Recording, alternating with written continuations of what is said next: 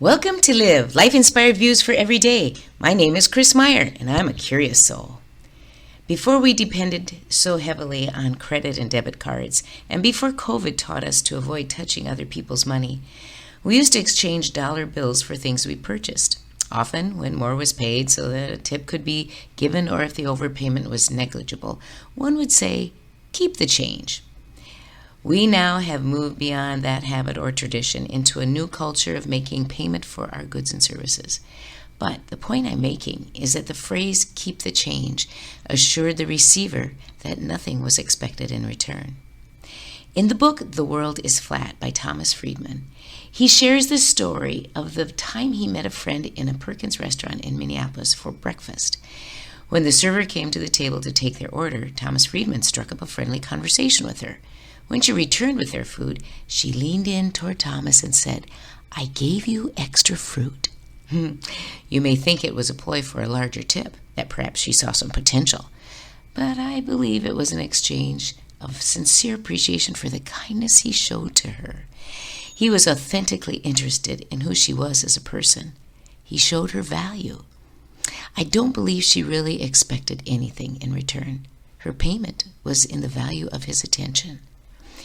In the airport on the way home from vacation last week, we were checking our luggage with the agent when we heard the agent next to us trying to explain to a young, frantic woman that her credit card would not work and that she could not check her luggage without $30 in cash.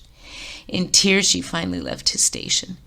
After our luggage was checked, we were leaving to go to security when we saw the same young woman on the phone with her mother trying to figure out how she could make her flight home. I stopped for a moment to comfort and show her a bit of encouragement. And so, to make a long story short, I found out her name was Gina. And with my credit card, we were able to get her luggage checked. And the $30 for my credit card was returned with Venmo. I'm telling you this story not because I helped someone, but because I later wished I would have just paid her luggage fee and helped her without expecting any payment in return. It felt good to help her, but can you imagine how good it would have felt to do just the right thing in that moment by helping someone in her time of need? Not everything needs to be a transaction. A gift given means nothing is expected in return. In other words, no change necessary.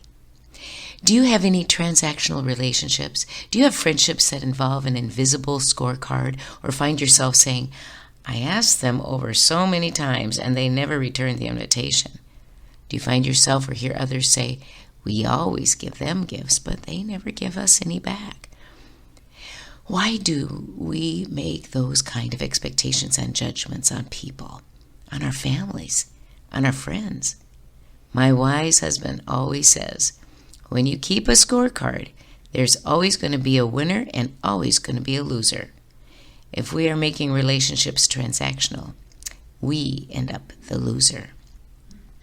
Do you want to be a keep the change kind of person?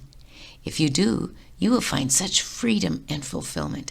By loosening the strings, we fly and experience the true joy of living and giving in relationship with others. Some people I know are so good at this.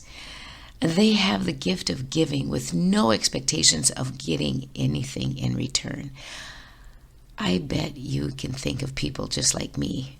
Not like me, but I can think of those too in your world. I want to grow so badly to be more like them.